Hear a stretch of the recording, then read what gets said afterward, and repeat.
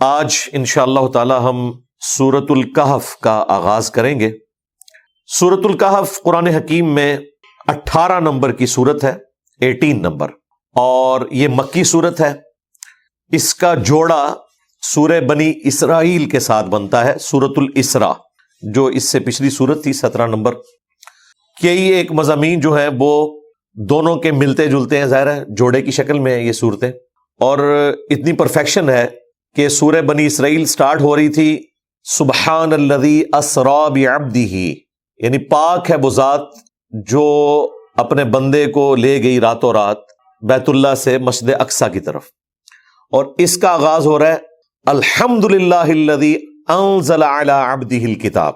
تمام تعریفیں اس اللہ کے لیے ہیں جس نے اپنے بندے خاص کے اوپر یہ کتاب نازل کی۔ وہاں پر سبحان اللہ سے آغاز ہوا اور بندے خاص محمد رسول اللہ کا ذکر ہوا صلی اللہ علیہ وآلہ وسلم۔ یہاں الحمدللہ سے آغاز ہوا اور بندے خاص محمد رسول اللہ کا ذکر ہوا صلی اللہ علیہ وآلہ وسلم۔ سورۃ الکہف کے حوالے سے صحیح بخاری اور صحیح مسلم دونوں میں حدیث موجود ہے۔ ایک صحابی تھے اسید بن حضیر، عربی میں پڑھیں گے تو حضیر رضی اللہ تعالیٰ عنہ علیہ السلام، وہ ایک رات سورۃ الکہف کی تلاوت کر رہے تھے، اور اسی دوران انہوں نے آبزرو کیا کہ ان کا گھوڑا بدکنا شروع ہو گیا۔ جب انہوں نے نگاہ اٹھا کر دیکھا تو ایک بہت بڑا سایبان، بہت بڑا بادل، وہ بالکل ان کے قریب آ چکا تھا، جس کی وجہ سے وہ گھوڑا بدک رہا تھا اور قریب تھا کہ وہ ان کے بچے کو نقصان پہنچاتا جو پاس موجود تھا۔ پھر انہوں نے تلاوت روک دی۔ صبح کے وقت رسول اللہ سے ذکر کیا صلی اللہ علیہ وآلہ وسلم، تو آپ صلی اللہ علیہ وآلہ وسلم نے فرمایا کہ یہ اللہ تعالیٰ کی طرف سے سکینت تھی جو نازل ہو رہی تھی۔ ایک روایت میں یہ آیا بخاری مسلم کی، اور دوسری روایت میں آیا کہ وہ فرشتے تھے جو کہ تمہاری تلاوت سننے کے لیے آئے تھے، سورۃ الکہف کی تلاوت۔ اچھا، اس سے یہ بھی پتا چلا کہ صحابہ اکرام علیہم رضوان کو یہ نہیں پتا چلا کہ یہ فرشتے ہیں جو تلاوت سننے آئے ہیں، تو حضور باب تشائی کوئی نہیں۔ جو یہ دعوے کرتے ہیں ہمیں حضرت خضر مل گئے، ہمیں حضرت جبرائیل مل گئے، اور پتہ نہیں کیا کیا باتیں کرتے ہیں، سب کچھ جھوٹ کے اوپر مبنی ہے۔ اور دوسرا، سورۃ الکہف کی فضیلت کا پتہ چلا کہ اس کی تلاوت سننے کے لیے فرشتے اترے، اور اس صحابی کی بھی فضیلت ہے کہ ان کی آواز میں اتنی اٹریکشن تھی کہ فرشتے ان کی تلاوت سننے کے لیے زمین کے بالکل قریب آ گئے۔ ایک اور حدیث ہے المستدرک للحاکم میں صحیح سند کے ساتھ کہ جو شخص جمعے کے دن سورۃ الکہف کی تلاوت کرتا ہے تو اگلے جمعے تک کے لیے اللہ تعالیٰ کی طرف سے اس کے لیے ایک نور مقرر کر دیا جاتا ہے، یعنی اسپیشلی وہ اللہ تعالیٰ کی پروٹیکشن میں، اس کی رحمت کی پروٹیکشن میں آ جاتا ہے جو سورۃ الکہف جمعے کے دن تلاوت کرتا ہے۔ اسی لیے جمعے کے دن کے جو اذکار ہیں، یعنی کہ درود شریف پڑھنا، یہ بھی ایک نفلی ذکر ہے۔ اسی طریقے سے فجر کی پہلی رکعت میں سورہ الف لام میم السجدہ پڑھنا، اور دوسری میں سورہ الدہر پڑھنا، بخاری مسلم میں آیا۔ درود شریف کا ذکر سنن ابی داؤد میں آیا۔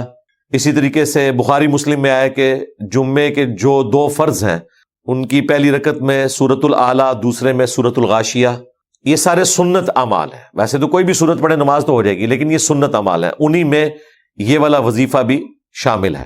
پھر اسپیسیفکلی ایک حدیث صحیح مسلم میں سورۃ الکہف کی پہلی 10 آیات سے متعلق ہے کہ جو پہلی 10 آیات حفظ کر لے گا، زبانی یاد کر لے گا، تو وہ دجال کے فتنے سے محفوظ ہو جائے گا۔ جامعہ ترمذی میں ایک حدیث ہے، اس میں پہلی 3 آیات کا ذکر ہے، اور اس میں ذکر ہے جو روزانہ اس کی تلاوت کرے گا، لیکن وہ روایت شاذ ہے۔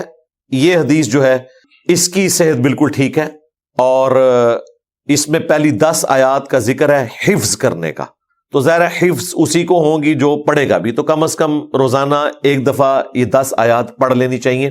مسلم شریف کی ایک اور حدیث میں آخری 10 آیات کا بھی ذکر موجود ہے، لیکن یہ پہلی 10 آیات والی بات جو ہے یہ زیادہ مضبوط ہے، کیونکہ صحیح مسلم میں ایک اور حدیث ہے جو دجال سے متعلق ایک تفصیلی حدیث ہے۔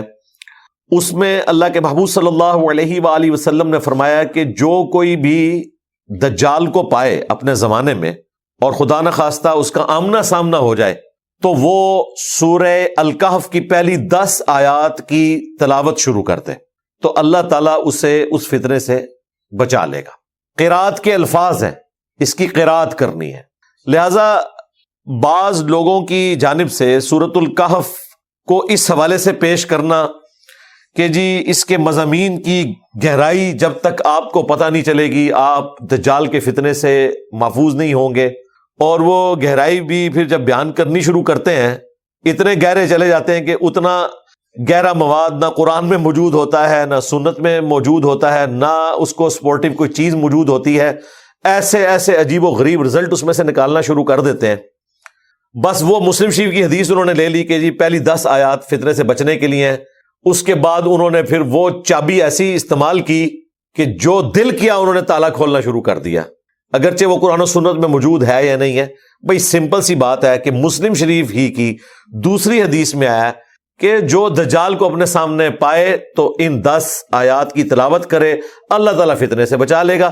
یہ وظیفے کے طور پر ہے، جس طرح آخری 3 سورتوں کی تلاوت آپ کو جنات سے بچا لیتی ہے، آیت الکرسی کی تلاوت آپ کو جنات کے فتنے سے محفوظ کرتی ہے، سورۃ البقرہ کی آخری 2 آیات کی تلاوت آپ کو جنات کے فتنوں سے محفوظ کرتی ہیں۔ یہ ساری حدیثیں بخاری، مسلم، ابو داؤد، ترمذی میں موجود ہیں، صبح شام کے اذکار میں بھی میں نے ڈالی ہوئی ہیں۔ اسی طریقے سے یہ بھی ایک وظیفہ ہے تلاوت کرنے کے پوائنٹ آف ویو سے۔ اس کا مطلب کسی کو پتا ہے یا نہیں پتا، اور اس کے ساتھ جڑی ہوئی باقی چیزیں اس کو پتا ہے یا نہیں پتا، جو بھی اس کی تلاوت کرے گا اللہ تعالیٰ اسے دجال کے فتنے سے بچا لے گا انشاءاللہ تعالی۔ باقی دجال کے حوالے سے میں نے تفصیلاً مختلف مواقع کے اوپر گفتگو کی ہوئی ہے، جب سے یہ کنفلکٹ حماس کا اور اسرائیل کا شروع ہوا۔ دجال کا فتنہ لکھیں، امام محمد مہدی علیہ السلام لکھیں، حیات مسیح اور نزول مسیح لکھیں، تو میری کئی ایک ویڈیوز کھل جائیں گی، ان میں میں نے فتنہ دجال کو تفصیل سے ذکر کیا ہے۔ اس سے متعلقہ جتنی احادیث ہیں بخاری مسلم میں، اور عیسیٰ ابن مریم کے ذریعے اس فتنے کا خاتمہ قرب قیامت میں، وہ ساری کی ساری احادیث کور کی ہیں۔ بلکہ سورہ بنی اسرائیل کے سٹارٹ میں نے جب بنی اسرائیل کو ڈسکس کیا تھا اور ان کے 2 عروج اور 2 زوال کا ذکر کیا تھا، اور اسی کانٹیکسٹ میں جو آخری خلافت علی منہاج النبوہ آنی ہے امام محمد مہدی علیہ السلام کے ذریعے، اسے ڈسکس کرتے ہوئے میں نے کافی ساری چیزیں اس میں بیان کر دی تھی۔ آج اس کی تفصیل میں جانے کی ضرورت نہیں ہے۔ ان شارٹ یہ ہے کہ دجال ایک پرسنالٹی کا نام ہے جو کانا ہوگا۔ صحیح مسلم میں آیا کہ تمہارا رب کانا نہیں ہے لیکن دجال کانا ہوگا، اور تم اپنے رب سے ملاقات نہیں کر سکتے جب تک کہ تم مر نہ جاؤ، یعنی مرنے سے پہلے کوئی اپنے رب کو نہیں دیکھ سکتا، اس کے لیے مرنا شرط ہے۔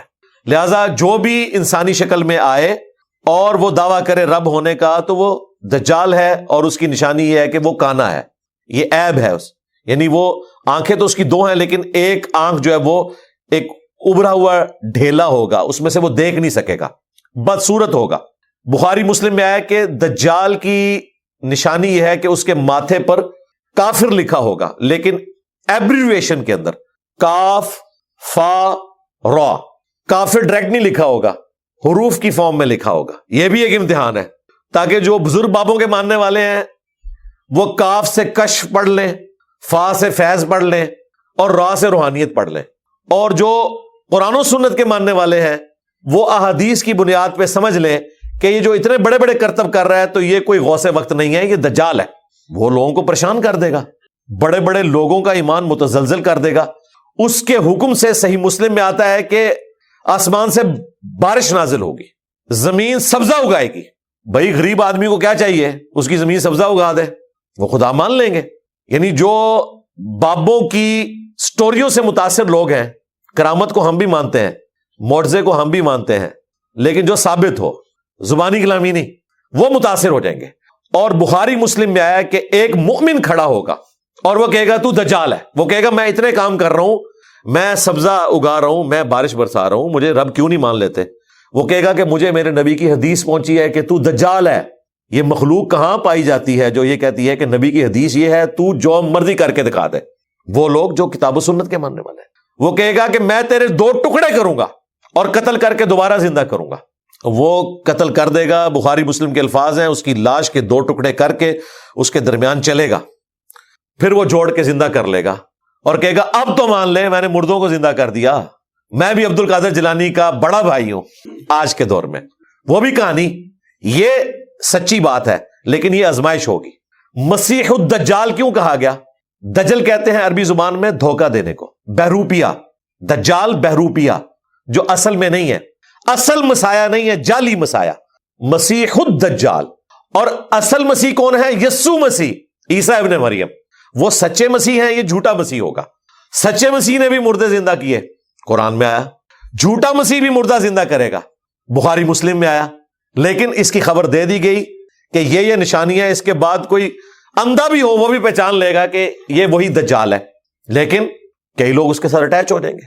اب وہ مومن جب دوبارہ سے زندہ ہوگا اور دجال اسے کہے گا کہ اب تو مان لے، وہ کہے گا کہ تیرے اس عمل نے میرے ایمان میں اضافہ ہی کیا ہے، کیونکہ نبی علیہ السلام نے فرمایا تھا کہ وہ ایک مومن کو قتل کر کے دوبارہ زندہ کرے گا اور دوبارہ اس کے قتل پر قادر نہیں ہوگا۔ اب تو مجھے دوبارہ نہیں قتل کر سکتا، اور واقعی وہ اس کے قتل پہ قادر نہیں ہوگا۔ پھر وہ اسے اٹھا کر اپنی دوزخ میں پھینک دے گا، اور نبی علیہ السلام نے کہا کہ وہ اصل میں جنت ہوگی، وہ بندہ سیدھا جنت میں لینڈ کرے گا، اور جو اس کے ساتھ جنت ہوگی وہ اصل میں جہنم ہوگی۔ پھر نبی علیہ السلام نے کہا کہ یہ اس زمانے کا سب سے بہترین شہید ہوگا، سید الشہداء۔ کلمہ حق بلند کیا ہے نا، المستدرک للحاکم میں حدیث ہے، سید الشہداء حمزہ ابن عبد المطلب ہے، یا پھر وہ شخص بھی سید الشہداء ہے جو جابر حکمران کے سامنے کلمہ حق بلند کرے یہاں تک کہ اسے قتل کر دیا جائے۔ اسی حدیث کی وجہ سے ہم امام حسین علیہ السلام کو بھی سید الشہداء کہتے ہیں، انہوں نے بھی جابر حکمران کے سامنے کلمہ حق بلند کیا تھا۔ تو یہ دجال سے متعلق احادیث ہیں۔ پھر مسلم شریف میں بڑی تفصیلی حدیث ہے کہ مقام لد کے اوپر عیسیٰ ابن مریم اسے قتل کریں گے نیزہ مار کر۔ وہ عیسیٰ ابن مریم کی وجہ سے بھاگے گا، کیونکہ عیسیٰ ابن مریم کی سانس کی وجہ سے اس کا جسم نمک کی طرح پگھلے گا۔ نمک کے اوپر ذرا سا بھی پانی ڈلے نا تو وہ پگھلنا شروع کر دیتا ہے، جس طرح گرمائش میں برف پگھلتی ہے۔ اب یہ سب کچھ روحانی طور پر ہو رہا ہے معاملہ، یہ ذہن میں رکھیے گا، کیونکہ دجال اتنا بڑا فتنہ ہے کہ اسے دنیا کی کوئی تلوار، کوئی بم قتل نہیں کر سکتا۔ عیسیٰ ابن مریم اسے قتل کریں گے اللہ تعالیٰ کی غیر معمولی طاقت کی وجہ سے۔ عیسیٰ ابن مریم اتریں گے اس لیے کہ امام محمد مہدی علیہ السلام کے قابو دجال نہیں آ رہا ہوگا، اور اسے مقام لد پر قتل کریں گے۔ اب لد ایک گاؤں تھا، آج بھی موجود ہے اسرائیل کے اندر، لیکن لوگوں کو نہیں پتا تھا پچھلے 1400 سال سے کہ اس گاؤں کا ذکر کیوں مسلم شریف میں آیا۔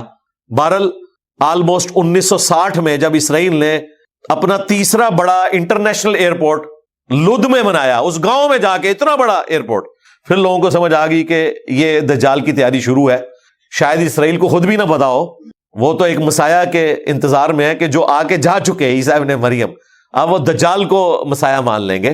عین ممکن ہے کہ وہ اپنے کسی طیارے کے اوپر وہاں سے فرار ہو رہا اور عیسیٰ ابن مریم اسے جا کے قتل کر دیں، اسی ایئرپورٹ پہ وہ پکڑا جائے۔ بچارہ تو نہیں کہنا چاہیے، وہ منحوس دجال جو ہے وہ اپنے ہوائی جہاز میں بھی سوار نہ ہو سکے اور عیسیٰ ابن مریم اسے قتل کر دیں۔ بخاری مسلم میں حدیث ہے، یہ جب آخری جنگ ہوگی تو اگر کسی پتھر کے پیچھے بھی کوئی یہودی چھپا ہوا نا تو پتھر بھی بولے گا کہ میرے پیچھے یہودی ہے، اسے قتل کر دیں، سوائے ایک جھاڑی کے، بہت بڑی وہ جھاڑی ہے، آلموسٹ درخت نما ہے، غرقد۔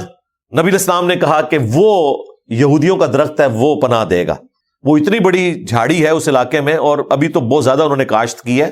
ان کو تو خیر نہیں پتا کہ وہ اس وجہ سے کر رہے ہیں، بہرحال وہ اس وجہ سے کر رہے ہیں کہ وہاں پر وہی جھاڑی اگ سکتی ہے، لیکن ظاہر ہے کہ ہر چیز پھر لیٹ ہوتی چلی جاتی ہے۔ تو نبی علیہ السلام نے کہا کہ وہ درخت ان کو پناہ دے گا، باقی کوئی درخت، کوئی پتھر پناہ نہیں دے گا۔ پتھر میں سے بھی آواز آئے گی، اے مسلم، میرے پیچھے یہودی ہے، اسے قتل کرتے۔ اے بریلوی دیوبندی اہل حدیث شیعہ نہیں، اے مسلم۔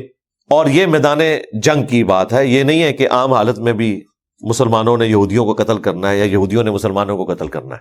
اس کے علاوہ بھی کئی احادیث ہیں، مشکات کی تیسری جلد میں آپ وہ ساری ایک جگہ پڑھ سکتے ہیں۔ مسلم شریف میں بھی آلموسٹ اینڈ پہ جا کے دجال سے متعلق آلموسٹ 50 کے قریب احادیث ہیں، وہ آپ کو ایک جگہ قرب قیامت کی علامتوں میں مل جائیں گی، تو اس سے متعلق آپ کو ساری چیزیں پتہ چل جائیں گی۔ ان شارٹ یہ ہے، اس کے لیے کوئی مشکل ویڈیوز، مشکل لیکچرز سننے کی ضرورت نہیں ہے۔ بس سورۃ الکہف کی پہلی 10 آیات یاد کریں، روزانہ تلاوت کریں، ان کا ترجمہ بھی پڑھیں، وہ سمجھیں، وہ ایک بہترین چیز ہے۔ لیکن اس فتنے سے بچنے کے لیے آپ نے یہ 10 آیات تلاوت کرنی ہے۔ ویسے تو فتنے کے اگینسٹ اللہ کی پناہ مانگنی چاہیے کہ فتنہ سامنے آئے ہی نہ. لیکن خدا نہ خواستہ اگر ایسا معاملہ ہو تو سورۃ الکہف کی پہلی 10 آیات ہر مسلمان کو یاد ہونی چاہیے. کوئی مشکل کام نہیں، روزانہ آپ یہ 10 آیات کی تلاوت شروع کر دیں، ایک ہفتے کے اندر آپ کو یاد ہو جائے گی. کوئی مشکل کام نہیں ہے. اور پھر روزانہ ایک دفعہ پڑھتے رہیں تاکہ آپ کو یاد رہے، ایک وظیفے کے طور پر بھی. اور پھر قرآن کے ہر حرف کے اوپر ایک نیکی بھی ہے. جامعہ ترمذی میں حدیث ہے کہ میں نہیں کہتا کہ الف لام میم یہ ایک حرف ہے، بلکہ یہ 3 حرف ہیں. الف الگ سے ہے، لام الگ سے، اور میم الگ سے. تینوں پہ 10-10 نیکیاں ہیں، 30 نیکیاں. اور الف لام میم یہ تو وہ حروف ہیں جن کا معنی بھی نہیں بتایا گیا، تب بھی اس کے اوپر نیکی ہے. تو اس کو تلاوت کرنا یہ ایک الگ سے ثواب کا کام ہے. اور دجال سے بچنے کے لیے پہلی 10 آیات کا حفظ ہونا یہ ہر مسلمان کے لیے ضروری ہے، وہ ضرور حفظ کرے. سورۃ الکہف کا جو مرکزی ٹاپک ہے وہ دنیا پرستی کی مذمت ہے، اسی لیے اسے دجال کے ساتھ لوگ ریلیٹ کرتے ہیں. ایک تو مسلم شریف کی احادیث کی وجہ سے کہ پہلی 10 آیات دجال سے بچنے کے لیے. دوسری ریزن یہ ہے کہ سورۃ الکہف کا مرکزی ٹاپک یہ ہے کہ دنیا کی زندگی عارضی ہے. دنیا کی زندگی کی جو آرائش ہے یہ آپ کو دھوکے میں مبتلا کرے گی، لیکن اس کی وجہ سے آپ نے دھوکے میں نہیں آنا، آخرت اورینٹڈ رہنا ہے. یہ ایک دجل ہے، ایک فریب ہے، اسی لیے دجال کے ساتھ ریلیٹڈ ہے. سورۃ الکہف کا مرکزی ٹاپک دنیا کے فتنے کی مذمت ہے، لیکن افسوس بہت کم مسلمان ہیں جو سورۃ الکہف کے اس ٹاپک کو جانتے ہیں. دجال کی بات تو کرتے ہیں لیکن یہ دجالی فتنے کی بات ہو رہی ہے. دجال ایک پرسنالٹی بھی ہے لیکن ایک سسٹم بھی ہے جو اس پرسنالٹی کو ویلکم کہے گا، اور وہ سسٹم ایسا ہے جس نے انسانیت کے لیے بہت کچھ کیا. اس وقت ہمارے اس ہال کے اندر کوئی ایک چیز بھی ایسی نہیں ہے جو کسی بزرگ کی، کسی مولوی کی بنائی ہوئی ہو. یہ ساری اسی سسٹم کی آؤٹ پٹ ہے جس کا پازیٹیو یوز بالکل درست ہے. آنکھیں اللہ کی نعمت ہیں، پازیٹیو یوز بہت اچھا ہے. نیگیٹو کریں گے بہت برا ہے. ہاتھ اللہ کی نعمت ہے، پازیٹیو یوز کریں بہت اچھی بات ہے، اس سے نیگیٹو یوز کریں تو جہنم میں جانے کا سبب ہے. زبان کتنی بڑی اللہ کی نعمت ہے. پوری دنیا میں انبیاء جو انقلاب لے کر آئے اسی زبان کی برکت سے لے کے آئے، لیکن اس کا نیگیٹو یوز کریں اس سے بڑا فتنہ کوئی نہیں ہے. اسی طریقے سے سائنس جس نے انسانیت کے لیے اس جسم کی آسائش فراہم کی ہے بہت بڑی نعمت ہے. اگر انبیاء کرام علیہ السلام نے روح کی آسائش کے لیے انسانیت کو تعلیمات دی ہیں تو جسم کی آسائش سائنٹسٹ نے ہمیں دی ہے. اس ہال میں آپ کو یہ ایک چیز بتائیں، ویڈیو کیمرہ ہو، یہ کالر مائک ہو، ہمارے کپڑے ہو، ہماری گھڑی ہو، یہ لائٹنگ ہو، یہ قالین ہو، ایئر کنڈیشن ہو، کوئی ایک چیز بتائیں. ایون یہ جو قرآن پرنٹ ہوئے ہوئے بخاری مسلم سب سائنس کی برکات ہے. تو سائنس اللہ تعالیٰ کی طرف سے بہت بڑی نعمت ہے، اس کا پازیٹیو یوز. اب سائنس نے تو اپنے کرشمے لوگوں کو دکھا دیے ہیں، اور انبیاء نے جو اپنے ماننے والوں سے وعدے کیے ہیں وہ آخرت میں پورے ہونے ہیں. ان الذین یخشون ربہم بالغیب لہم مغفرۃ واجر کبیر. بے شک جو بغیر دیکھے اپنے رب سے ڈرتے ہیں ان کے لیے مغفرت اور بڑا اجر ہے. سائنس نے سب کچھ یہیں کر کے دکھا دیا آپ کو. سائنس اگر آپ کو یہ کہتی ہے نا یہاں بیٹھے ہوئے 10,000 کلومیٹر دور جو بندہ بیٹھا ہے میں آپ کے سامنے اسے لے آؤں گا تو سائنس کر کے دکھا دیتی ہے ویڈیو کانفرنسنگ کے ذریعے. وہ سفر جو سب کانٹیننٹ انڈیا پاکستان سے 4 مہینے میں طے ہوتا تھا، حج کا سفر پیدل سفر کرتے ہوئے، سائنس نے اس کو 4 گھنٹے پر لا کر دکھا دیا، اور اتنا آرام دہ کہ آپ کو تھکاوٹ بھی نہیں ہوگی اور نہ سفر میں لٹنے کا اندیشہ. یہ آسائش ہمارے سامنے. پھر وہاں بھی آپ مکہ مدینے میں چلے جائیں تو ہر آسائش آپ کو سائنس نے دی ہوئی ہے. ابھی وہ حاجی زندہ ہیں جن لوگوں نے نئے جوڑے الگ سے رکھے ہوتے تھے طواف کعبہ کرنے کے لیے، پاؤں جل جاتے تھے. سائنس کی برکت سے آپ نے اٹلی کا وہ ماربل نکال لیا وائٹ کلر کا، وہاں پہ ڈالا. سخت گرمیوں میں بھی وہ ماربل ٹھنڈا ہوتا ہے، آپ کو جوتی پہننے کی ضرورت ہی نہیں طواف کعبہ کرنے کے لیے. غلاف کعبہ سائنس کی برکت سے بن رہا ہے. وہاں پہ جتنی صفائی ہو رہی ہے، پانی کا نظام، ایون زمزم جو نکالا جا رہا ہے اس بڑے پیمانے کے اوپر، وہ موٹریں، وہ سارے کا سارا نظام سائنس نے دیا. پھر انٹرنیٹ کا کرشمہ، پرنٹنگ پریس کا کرشمہ، یہ اتنی چیزیں ہیں کہ اگر آپ شمار کرنا شروع کریں تو کسی حد تک یہ چیز جسٹیفائی لگتی ہے کہ سائنس نے لوگوں کا جو یہ دماغ خراب کر دیا کہ اس دنیا کی زندگی کو انہوں نے سب کچھ سمجھ لیا، وہ جسٹیفائی ہے کافی حد تک. اگر آخرت اورینٹڈ کوئی نہ ہوا تو یہ ساری چیزیں اس کو گمراہ کر لینے کے لیے کافی ہیں. یہی دجالی سسٹم ہے کہ مادے کی آنکھ کھلی ہوئی ہے اور روحانیت کی آنکھ بند ہے. دجال کی بھی ایک آنکھ ہے. سمبولک بھی ہے یہ بات, فزیکلی ایک پرسنالٹی بھی ہے اور ایک سسٹم بھی ہے. ہم سائنس کے مخالف نہیں ہیں. ہم نہیں کہتے کہ جی وہ دجال کی بائیں آنکھ جو ہے وہ یوں ہے تو دائیں والی یوں ہو جائے, یا دائیں ہے تو بائیں یوں ہو جائے. ہم کہتے ہیں دونوں آنکھیں چاہیے. ہمیں ریویلڈ نالج بھی چاہیے, وحی کا علم بھی, اور ایکوائرڈ نالج بھی, سائنس کا علم بھی. ان دونوں کو ملا کر انسانیت کی بہتری ہوگی. روح کی غذا انبیاء پرووائڈ کرتے ہیں, اور جسم کی غذا, آسائش ہمیں سائنس پرووائڈ کر رہی ہے. اگر وہ جرمن سائنٹسٹ امونیا نہ ایکسٹریکٹ کرتا اور ہمیں کھاد نہ ملتی تو آج دنیا بھوک سے ہی مر جاتی. آج سے 100 سال پہلے دنیا کی آبادی آلموسٹ 1 ارب تھی, آج 8 ارب ہو چکی ہے. اگر زمین وہی کچھ پیدا کر رہی ہوتی تو یہ 7 ارب لوگ تو بھوکے مر جاتے. آج مشینیں نہ ہوتی تو انسان ننگے پاؤں پھرتے, کتنے موچی آپ لے کر آتے جو آپ کی جوتیاں بناتے. تو یہ سائنس نے سب کچھ کر کے دکھایا آپ کو. اس لیے پھر لوگ اسی کے اندر گم ہو جاتے ہیں اور اسی کو سب کچھ سمجھ لیتے ہیں. یہ دنیا کا فتنہ ہے جس میں آپ مبتلا ہو رہے ہیں. دنیا ہماری ضرورت ہے لیکن اپنے اوپر سوار نہیں کرنی. اس کو آپ مثال سے سمجھیں, کشتی نے پانی پہ ہی چلنا ہے, پانی اس کی ضرورت ہے لیکن پانی کشتی کے اندر نہیں آنا چاہیے. سائنس ہماری ضرورت ہے, دنیا کی آسائشیں ہماری ضرورت ہیں, لیکن اس کو ہم اپنے اوپر اتنا سوار نہ کریں کہ ہماری کشتی ڈوب جائے اور آخرت بھی برباد ہو جائے. تو اس کو بیلنس کر کے چلیں. جو مولوی بالکل دنیا کی مذمت کے اوپر بات کرتے ہیں, ان کے رہن سہن میں کوئی بھی دنیا کی ایسی آسائش نہیں ہے جو انہوں نے خود چھوڑی ہوئی ہو. تو وہ تقریر کرتے ہوئے تو اچھے نہیں لگتے نا. میں اگر یہ باتیں کر رہا ہوں تو میں اچھا لگتا ہوں کہ میں نے سبسسٹنس لیول کے اوپر چیزیں حاصل کی ہیں دنیا سے, لیکن اپنی آسائش کو اس لیول پہ نہیں لے کے گیا کہ اپنی آخرت ہی برباد کر لوں. تو آپ کو یہ باتیں سننے کو ملیں گی, دجالی نظام دجالی نظام, اور 24 گھنٹے اس کا نفع حاصل کر رہے ہیں. واٹس ایپ کی شکل میں, اسمارٹ فون کی شکل میں, ایئر فلائٹس کی شکل میں, ٹورز کی شکل میں, بڑی بڑی گاڑیوں کی شکل میں. کون سا فائدہ جو ان لوگوں نے حاصل نہیں کیا. تو یہ مکمل طور پر سائنس کی برکات کو آپ کنڈیم نہیں کریں گے. یہ اللہ تعالیٰ کی طرف سے نعمتیں ہیں جو اللہ تعالیٰ نے عطا کی ہیں انسانیت کو. کل یوم ہوا فی شان, ہر آنے والا دن اللہ تعالیٰ کی نئی شان لوگوں کے سامنے لے کر آ رہا ہے. آج سولر انرجی نے دنیا کی کایا کلپ کر دی ہے. دنیا پریشان تھی کہ 2050 تک پیٹرول ختم ہو جائے گا زمین سے, پھر ہم کیا کریں گے. آج کہہ رہے ہیں نہیں جی 2050 نہیں 2030 میں ہی ختم کر دیں, سولر انرجی زیادہ بہتر ہے. پیٹرول کے یوز سے تو ہوا جو ہے وہ خراب ہو رہی ہے, آب و ہوا ساری برباد ہو گئی ہے, اسموگ آ گئی ہے, سب کچھ.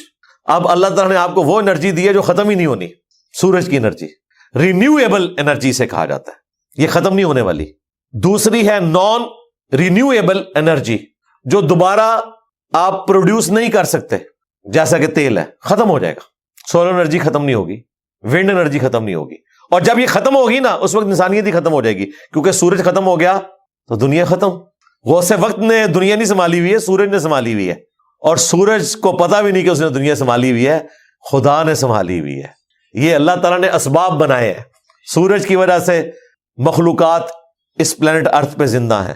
پودے اپنی خوراک تیار کرتے ہیں, پودوں کو ہم کھاتے ہیں, جانور کھاتے ہیں, جانوروں کو ہم کھاتے ہیں. یہ پورے کا پورا سارا نظام سورج کی وجہ سے. ہواؤں کا چلنا, موسموں کا بدلنا, بادلوں کی شکل میں بارش کا ٹرانسفر ہونا, گلیشیئرز کی فارم میں برف کا وہاں پر برسنا, اور پھر وہ سورج کی تپش سے پگھلنا, اوپر دریاؤں کا چلنا, زمین کے نیچے دریاؤں کا چلنا.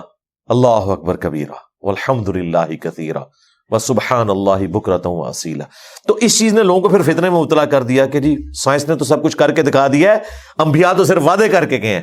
لیکن جو اس سائنس کے ذریعے خدا اورینٹڈ ہو جاتے ہیں, انہیں پتہ چل جاتا ہے کہ یہ کائنات جس نے بنائی ہے تو بنا کے چھوڑنی تھی. اس میں جو ہارمنی ہے وہ کلیئر کٹ اشارہ کرتی ہے ایک مقصد کے تحت بنی ہے, اور وہ مقصد کیا ہے اسے انبیاء بتاتے ہیں. وہ آ کر کلیم کرتے ہیں کہ یہ دنیا کی زندگی عارضی ہے, اس سے نفع اٹھاؤ, یہ حدود اللہ ہیں, انہیں نہیں توڑنا, آخرت کی تیاری کرنی ہے. اس لیے سورۃ الکہف کے حوالے سے جو دجال کا فتنہ جڑا ہوا ہے وہ اس فارم میں ہے, نہ کہ یہ ہے کہ وہ 5 ریڈ ہائفر اسرائیل نے منگوا لی اور ادھر دنیا پریشان ہوگی کہ جی وہ دجال نکلنے والا ہے. کیوں جی, اسرائیل نے 5 وہ سر گائے منگوا لی ہیں, یعنی قرآن و حدیث کوئی نہیں پڑھتا، اسرائیل گائے منگوا لے، ان کو ٹینشن پڑ جاتی ہے دجال کہیں نکل ہی نہ آئے۔ قرآن و سنت کے اوپر کوئی عقیدہ نہیں ہے، جو کوئی باہر سے بات سنتے ہیں اس کے پیچھے چلنا شروع کر دیتے ہیں۔ تو یہ مرکزی ٹاپک ہے۔ باقی 3 انٹرسٹنگ واقعات ہیں سورۃ الکہف کے اندر، ان کی وجہ سے سورۃ الکہف عوام الناس میں مشہور ہو گئی ہے۔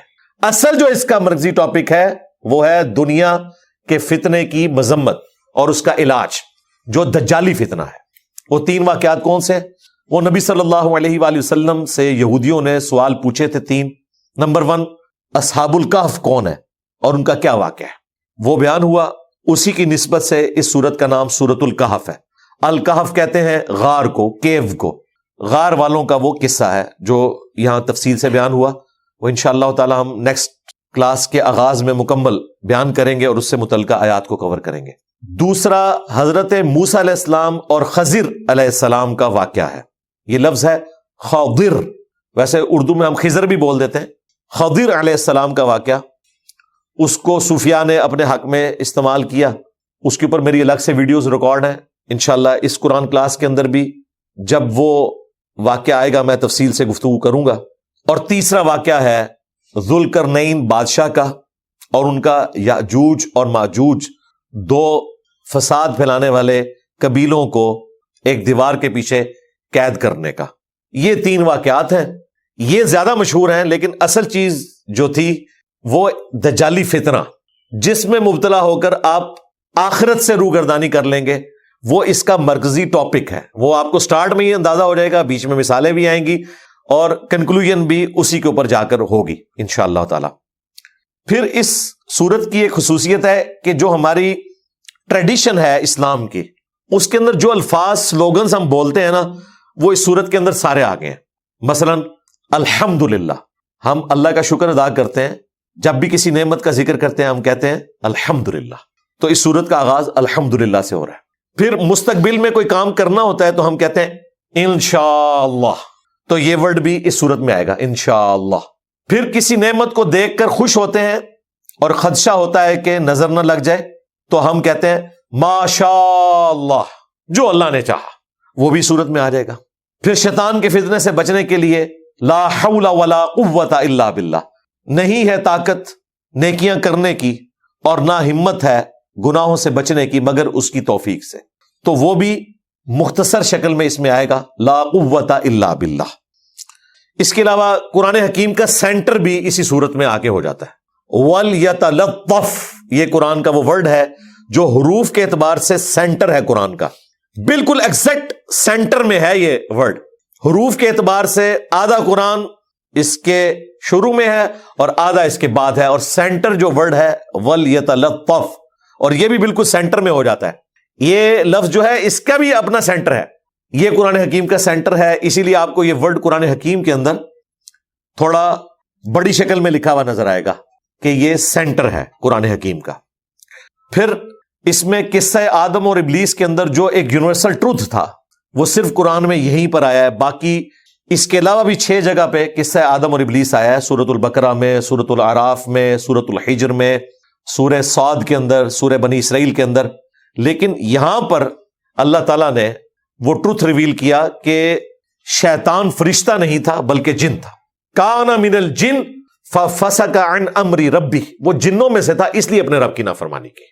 باقی 7 جگہ آپ پڑھ لیں، آپ کو یوں ہی لگے گا گویا کہ وہ فرشتہ تھا اور ایسا فرشتہ جس نے نافرمانی کی۔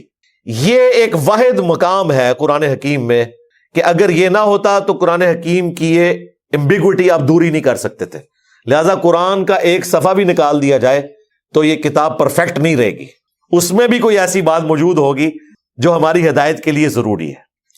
پھر اس کے اینڈ پہ جا کے وہ شعراء افاق آیت آئے گی کہ اگر زمین کے سارے سمندر سیاہی بن جائیں اور اللہ تعالیٰ کے کلمات لکھنا شروع کریں تو یہ سمندر ختم ہو جائیں گے، اس کے کلمات ختم نہیں ہوں گے۔ سبحان اللہ وبحمدہ عدد خلقہ ورضا نفسہ وزنۃ عرشہ ومداد کلماتہ۔ بلکہ سورہ لقمان میں تو آیا کہ زمین کے سارے درخت اگر ان کی کلمے بنا لی جائیں اور یہ سارے سمندر سیاہی بن جائیں اور 7 سمندر اور بھی اس میں شامل کر لیں تب بھی تیرے رب کے کلمات ختم ہونے والے نہیں۔ اور پھر اس کی آخری جو 2 آیات ہیں وہ دو قل ہیں، جو میں نے کہا تھا سورہ بنی اسرائیل کی آخری 2 آیات بھی قل کے ساتھ ہیں، اس کی بھی قل کے ساتھ ہے، اور جو آخری آیت ہے 110 نمبر، وہ مشہور زمانہ آیت ہے قل انما انا بشر مثلکم، اے نبی تم فرما دو کہ انسان ہونے میں ایز اے اسپیشی میں بھی تمہاری طرح کا ایک انسان ہوں. مرتبے کی بات نہیں ہو رہی، اسپیشی کی. مرتبے میں تو کوئی فرشتہ بھی رسول اللہ کے مرتبے کو نہیں پہنچ سکتا صلی اللہ علیہ وآلہ وسلم، لیکن آپ کی نوع جو ہے، آپ کی جنس جو ہے وہ انسان تھی. تو اس کے اوپر یہ صورت مکمل ہو جاتی ہے. میں نے آلموسٹ کوئی 40 منٹ تو آپ کے لے لیے ہیں اسی کے اوپر، جس میں سورۃ الکہف کا ایک تعارف بلو پرنٹ کی شکل میں آپ کے سامنے رکھ دیا. اب انشاءاللہ تعالی جب جب ہم اسے کور کریں گے تو ساتھ ساتھ آپ کو یہ ساری چیزیں سمجھ آنا شروع ہو جائیں گی. آج ہم انشاءاللہ تعالی شروع کی چند آیات کور کریں گے اور اصحاب الکہف کی جو دعا ہے اسی کے اوپر کنکلوڈ کریں گے. اس دعا کو بھی یاد کریں. اور میں نے اپنی کئی ویڈیوز میں بتایا کہ ہماری دعوت حق کی کامیابی کا راز، جہاں پر سچائی کا بیان ہے وہاں پر اللہ تعالیٰ کے حضور بار بار یہ دعا مانگنا ہے، ربنا آتینا من لدنک رحمہ وہیئ لنا من امرنا رشدا. اے اللہ، اے ہمارے رب، ہمیں اپنے پاس سے رحمت عطا فرما اور ہمارے ہر کام میں کامیابی کا راستہ تو نکال دے، تو ہمارا مرشد بن جا. یہ اصحاب الکہف نے دعا کی تو اللہ نے ان کے ساتھ وہ کیا جو کسی نبی کے ساتھ بھی نہیں ہوا. حضرت عزیر علیہ السلام 100 سال تک سوئے رہے تھے، اصحاب الکہف 309 سال تک قمری اعتبار سے، اور ہمارے جو شمسی سولر ایئرز ہیں ان کے اعتبار سے 300 سال تک سوئے رہے. اور وہ کوئی نبی بھی نہیں تھے، صحابی بھی نہیں تھے، تابعین بھی نہیں تھے، تبع تابعین تھے حضرت عیسیٰ ابن مریم کے علیہ السلام. تو یہ دعا ہے. پہلی 10 آیات جب آپ سورۃ الکہف کی روزانہ پڑھیں گے تو یہ دعا بھی آپ کو خود بخود یاد ہو جائے گی، کیونکہ 10ویں آیت یہی ہے اس کی. تو اب ہم جلدی جلدی بقیہ کے جو آلموسٹ کوئی 15 منٹ رہ گئے ہیں اس میں ان آیات کو کور کر لیتے ہیں. اعوذ باللہ من الشیطان الرجیم، بسم اللہ الرحمن الرحیم. الحمد للہ الذی انزل علی عبدہ الکتاب. تمام تعریفیں اس اللہ کے لیے ہیں جس نے اپنے بندے خاص کے اوپر یہ کتاب یعنی قرآن حکیم نازل فرمایا. وَلَمْ يَجْعَلْ لَهُ عِوَجًا، اور اس میں کوئی ٹیڑھ پن نہیں چھوڑا، یعنی یہ اتنی واضح دعوت کے ساتھ آئی ہے. وَبِالْحَقِّ أَنزَلْنَاهُ وَبِالْحَقِّ نَزَلَ، جو پچھلی صورت میں آیا تھا. ہم نے اسے مقصد کے ساتھ اتارا اور یہ مقصد کے ساتھ نازل ہوئی.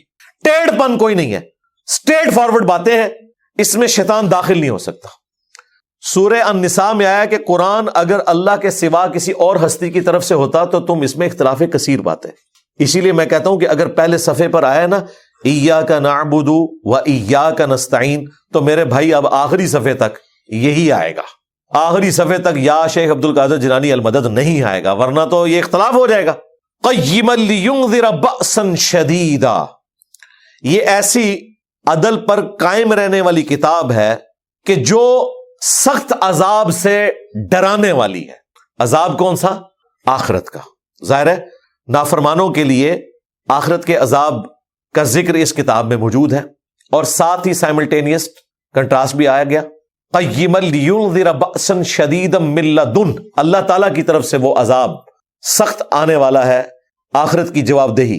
اللہم اجرنا من النار، آمین. وَيُبَشِّرَ الْمُؤْمِنِينَ، اور بشارت ہے اہل ایمان کے لیے. یہ ساتھ ہی آ گیا، یعنی ڈر سنانا ہے اہل ایمان کو بھی لیکن نافرمانوں کو بالخصوص کہ اپنا قبلہ درست کر لو. اور بشارت ہے اہل ایمان کے لیے الذین یعملون الصالحات ان لہم اجرا حسنا، اور یہ اہل ایمان وہ ہیں جنہوں نے نیک اعمال کیے. ہاں، دودھ پینے والے مجنو نہیں بلکہ اعمال کرنے والے لوگ، اللہ کو ماننے والے نہیں، اللہ کی ماننے والے بھی. کو ماننا بھی ضروری ہے اور کی ماننا بھی ضروری ہے. ان لہم اجرا حسنا، کہ ان کے لیے ہے بہت ہی بڑا اجر، بہترین اجر قیامت کے دن. پوری قرآن کی دعوت کا خلاصہ ہی ہے. تو اب یہ فکر آخرت کی بات ہو رہی ہے نا، یہ دجالی فتنے کے اگینسٹ دنیا کے فتنے کی آگاہی کہ آپ نے دنیا کی زندگی میں ڈوب نہیں جانا، آخرت اورینٹڈ رہنا ہے. دیکھ لیں اس کی جڑ شروع کی آیات میں ہی آ گئی ہے، اب مزید آگے آئے گی بات. ماکثین فیہ ابدا، اور وہ جنت ایسی ہے جس میں وہ ہمیشہ ہمیش رہیں گے. وَيُنذِرَ الَّذِينَ قَالُوا اتَّخَذَ اللَّهُ وَلَدًا، اور یہ کتاب ڈر سناتی ہے بالخصوص ان لوگوں کو بھی کہ جنہوں نے شرک اس لیول کا کیا کہ وہ کہتے ہیں کہ اللہ نے بیٹا چنا، نعوذ باللہ۔ اسپیسیفکلی ظاہر ہے یہ مشرکین عرب کے بارے میں مکی صورت ہے، وہ فرشتوں کو اللہ کی بیٹیاں کہتے تھے۔ کرسچنز کے اندر بھی جو غلوف کرنے والے تھے وہ بیگاٹن سن کہتے تھے عیسیٰ ابن مریم کو، اگرچہ آج کے کرسچن اس سے دستبردار ہو چکے ہیں۔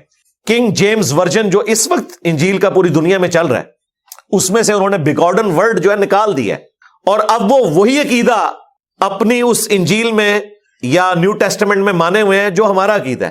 ہم مانتے ہیں کہ اگلی الہامی کتابوں میں انبیاء کو، ان کے ماننے والوں کو اللہ کے بیٹے کہا گیا۔ یہ بیٹا ولد والا نہیں ہے، یہ ویسے ہی ہے جس طرح ہم کہتے ہیں مخلوق اللہ کا کنبہ ہے۔ جیسے ایک باپ پرورش کرتا ہے نا اپنی اولاد کی، اس طرح اللہ اپنی مخلوق کی پرورش کرتا ہے۔ پھر اردو میں تو ہم یہاں تک بولتے ہیں جی اس سال 20 لاکھ فرزندان توحید نے حاج ادا کیا۔ توحید کے فرزند کون سے ہوتے ہیں؟ یہ وہی ہے ابناء اللہ، اللہ کے چہیتے، اللہ کے بیٹے، یہ ولد کی فارم میں نہیں ہے۔ بہرحال خصوصاً ان لوگوں کو جو اللہ کے لیے بیٹا تجویز کرتے ہیں، ڈر سنانے والی یہ کتاب ہے، چاہے وہ بت پرست ہو، چاہے وہ کرسچن ہو۔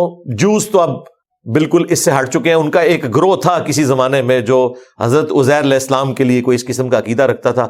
جوز تو اس وقت بالکل اسی توحید کے اوپر ہیں جو مسلمانوں والی توحید ہے، اور وہ اتنے اپ رائٹ ہیں اس معاملے میں، ان کے جو ربی ہیں ان کی ویڈیوز اپلوڈ ہیں۔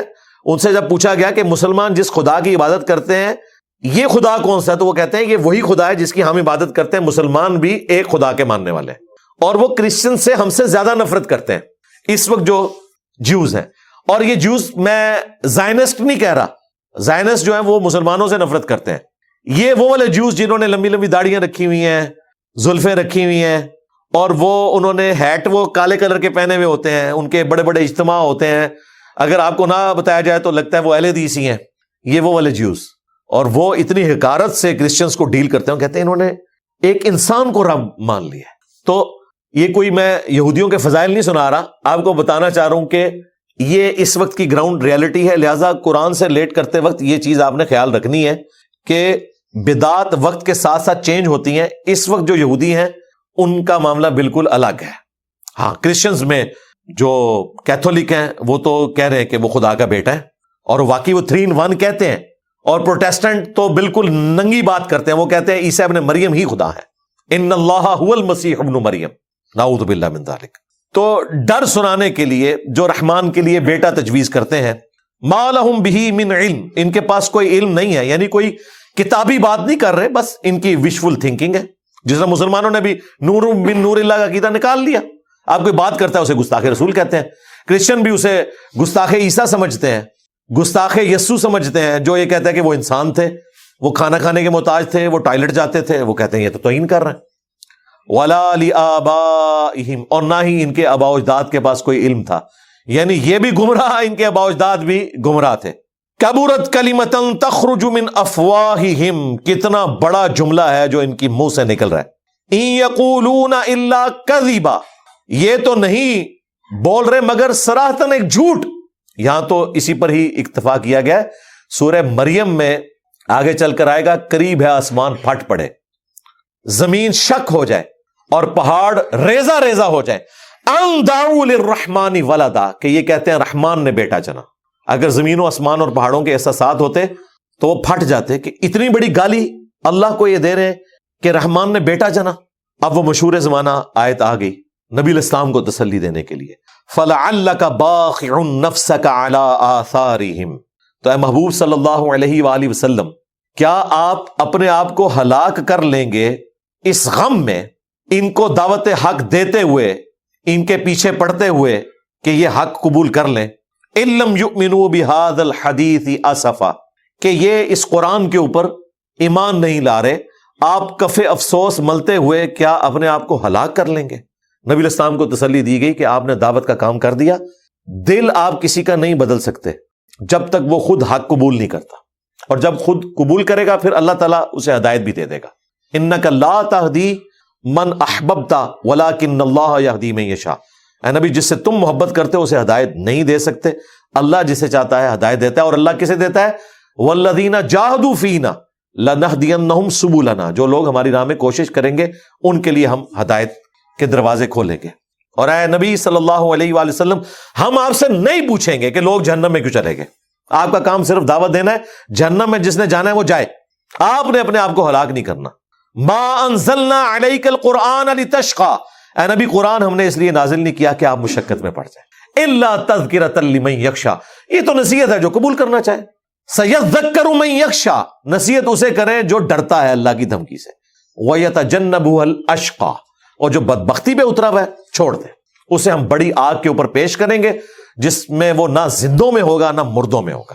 فذکر بالقرآن من یخاف وعید، آپ نے ڈر اسے سنانا ہے جو اللہ کی دھمکی سے ڈرتا ہے، قرآن کے ذریعے اسے ڈر سنائے، بس باقی وہ چھوڑ دے۔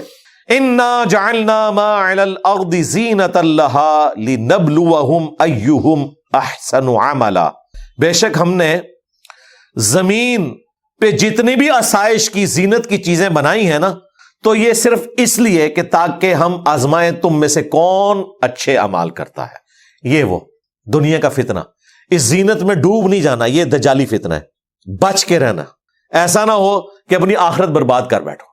یہ جو تمہیں رونق نظر آ رہی ہے دنیا کی، سائنس کی برکت سے یا اللہ تعالیٰ نے جو نعمتیں پیدا کی ہیں ان کا جو جائز یوز ہے وہ تو درست، لیکن اس میں ڈوب کر آخرت سے غافل نہیں ہونا۔ یہ ہم نے ساری رونق اس لیے لگائی ہے تاکہ آزمائیں تم میں سے کون اچھے اعمال کرتا ہے۔ الذی خلق الموت والحیات لیبلوکم ایکم احسن عملا، وہاں پر آیا کہ زندگی اور موت کا یہ جو نظام پیدا کیا اس لیے تاکہ جانچے کہ کون اچھے اعمال کرتا ہے۔ پھر سورہ ہود میں آیا کہ زمین و آسمان کو ہم نے اس لیے پیدا کیا کہ تمہیں جانچا جائے، یعنی اللہ تعالیٰ نے سب سے زیادہ سیریس لیا ہوا ہے ہمیں، اور ہم نے سب سے زیادہ نان سیریس لیا ہوا ہے گاڈ کو۔ کتنی حیران کن بات ہے، پوری کائنات انسان کے لیے پیدا ہوئی ہے اور انسان اللہ کے لیے۔ وما خلقت الجن والانس الا لیعبدون، جنوں اور انسانوں کو اللہ نے پیدا کیا عبادت کے لیے۔ یہاں پر آئے یہ جتنی رونقیں نظر آ رہی ہیں نا، یہ اس لیے تاکہ تمہیں جانچا جائے کہ ان رونقوں میں ڈوب کے ہم سے غافل تو نہیں ہو جاتے۔ ہم اپنے پیغمبروں کو بھیج رہے ہیں، یہ کتاب بھیجی ہے، یہ تمہاری آزمائش ہے، رہنا اسی دنیا میں ہے، ہاں رہبانیت اختیار نہیں کرنی، پتے پہن کے جنگلوں میں نہیں جانا، یہیں پر رہنا ہے، بیوی بچوں کے حقوق پورے کرنے ہیں، ماں باپ کے حقوق پورے کرنے ہیں، یہ تمہارا امتحان ہے، امتحان سے بھاگ کر نہیں جانا، یہ رونق تمہارا امتحان ہے۔ اولاد اور مال کو بھی فتنہ کہا گیا ہے قرآن میں، بیویاں بھی فتنہ ہے، یعنی آزمائش۔ وَإِنَّا لَجَاعِلُونَ مَا عَلَيْهَا صَعِيدًا جُرُزًا، اور بے شک ایک وہ وقت آنے والا ہے کہ جو کچھ زمین کے اوپر ہے اسے ہم بالکل فلیٹ کر دیں گے، چورا چورا کر دیں گے، یعنی یہ ساری زینت ختم ہو جائے گی۔ آخرت کا دن، قیامت کا دن، سب کچھ ختم، ساری رونقیں ختم، پھر آخرت شروع ہوگی۔ ہاں پھر ہوگا وہ یوم التغابن، ہار اور جیت کے فیصلے کا دن۔ جیتا وہ جو اس دن جیت گیا، اور ہارا وہ جو اس دن ہار گیا۔ اللہ نے کہا یہ ساری رونقیں دیکھ رہے ہو، یہ ختم ہو جائیں گی، کچھ بھی نہیں رہے گا، فلیٹ زمین ہو جائے گی۔ یہاں پر یہ ٹاپک مکمل ہوا دنیا پرستی کی مذمت کا۔ اب آیت نمبر 9 سے اصحاب الکہف کا ذکر شروع ہو رہا ہے کہ اصحاب الکہف اللہ تعالیٰ کی بڑی بڑی نشانیوں میں سے ایک نشانی ہے، تم یہ سمجھتے ہو، جبکہ اللہ کے ہاں تو یہ ایک معمولی چیز ہے۔ ام حسبت ان اصحاب الکہف والرقیم، کیا تم نے گمان کیا کہ اصحاب الکہف کے ساتھ جو اتنا بڑا واقعہ ہوا، جو رقیم گاؤں کے رہنے والے تھے، کانوا من آیاتنا عجبا، یہ ہماری قدرت کی کوئی بہت بڑی نشانیوں میں سے ایک نشانی ہے؟ نہیں، اللہ تو اس سے بڑے کام کر رہا ہے، کائنات میں ہر چیز معجزہ ہے، لیکن ہم عادی ہو چکے ہیں۔ انڈے میں سے چوزا نکلنا اصحاب الکہف کے سونے کے بعد دوبارہ سے جاگنے سے بڑا معجزہ ہے، لیکن ہم اس کے عادی ہو چکے ہیں۔ تم نے گمان کیا ہو، اللہ کے لیے تو کوئی مشکل کام نہیں۔ اذ اول فتیۃ الی الکہف، جب وہ چند نوجوان تھے انہوں نے